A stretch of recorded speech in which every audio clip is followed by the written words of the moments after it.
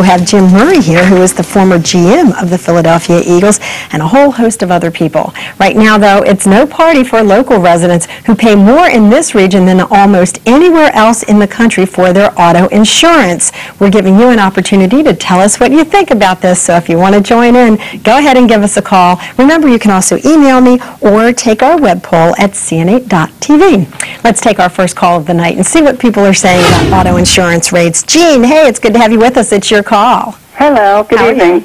I'm Jean from Plainfield, New Jersey, and I have a question. Sure. As of this coming Sunday, I will have been a licensed driver in good standing for 30 years.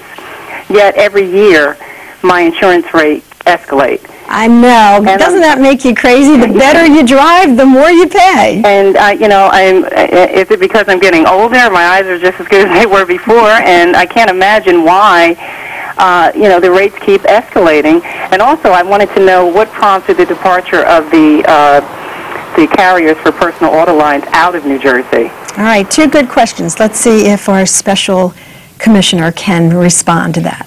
Well, essentially, insurance, like everything, has gone up. Insurance, auto insurance in particular, is driven up. The costs are driven up by things like health care. You know, as part of your auto insurance policy, you actually get health care if you don't choose to use health care as primary. So all the drivers and all the things that increase costs generally will also increase your rates in insurance. However, having the Department of Insurance there, we scrutinize every increase that's filed by auto insurers to make sure that we're protecting the consumer, to ensure that companies need those rates, and we also are there to protect the consumer with respect to solvency. We have to make sure that companies have rate adequacy so that companies can meet their obligations to their policyholder.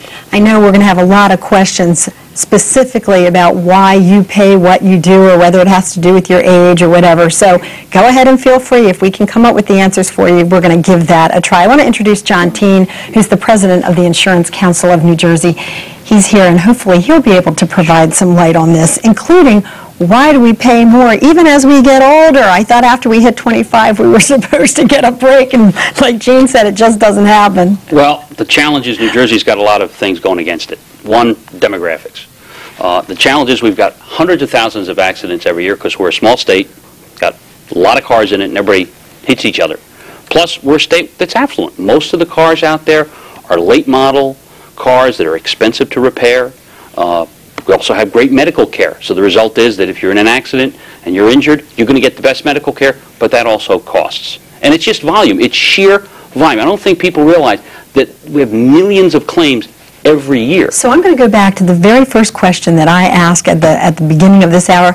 Given that information that you just shared with us, is it worth the time and attention and the money that this administration is going to spend on this issue to do anything about it? Yes. None of those things are going to change, John. I mean, it's still going to be, we're going to have too many people on the highway, we're going to have expensive cars, and we're going to need good medical care. But I think one of the things the governor touched on yesterday was very important, and that is equity and fairness. Right now, nobody thinks this system is fair. Insurance companies don't think it's fair because everybody's leaving. Consumers don't think it's fair because it's complicated, because they don't have a lot of choices.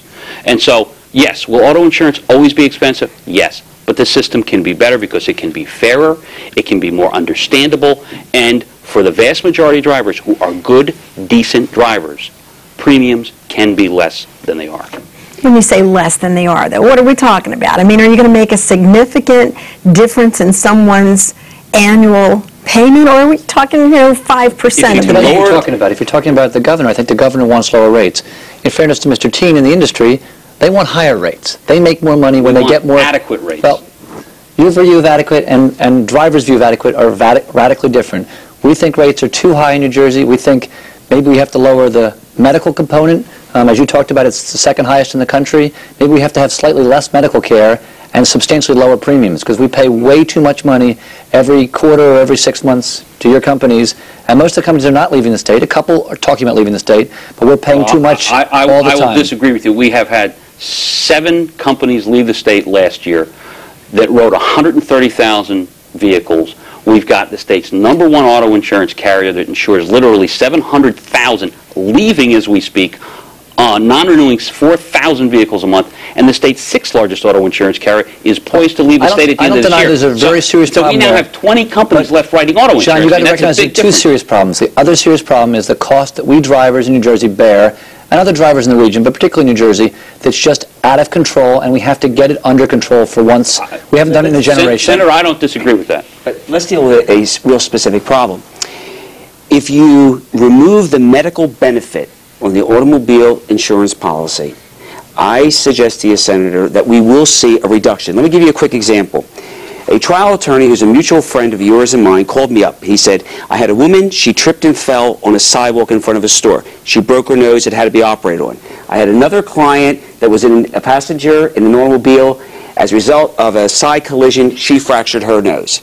The woman who fell on the sidewalk, her health insurance paid $2,200 for everything. The operation, doctors, radiologists, whatever. The automobile insurance company paid $22,000 for that. My doctor friends tell me, if you love me, don't abolish no fault, because the highest pay that we get comes from the automobile insurance companies. I think we have to look at that. Well, what the governor is actually trying to address that with the increased focus on fraud. Believe it or not, New Jersey's the PIP component has only grown by 2%, whereas in the cost of personal injury protection, whereas you look at other states, it's grown to 14 and 15%. So we're doing some things right in this state, and we need to ensure that we continue to do those things to drive out fraud, and also to ensure that good drivers are not paying for bad drivers. The question is, we have to have a balanced approach that ensures that companies have adequate rates so they can meet their obligations. It's in no one's interest that if a consumer goes to file a claim, that insurance company isn't there and can't pay for the claim. Let's hear from the consumers. We're going to take a break, but when we come back, we're going to take some more of your phone calls, including talking to Tom and Al and Thomas.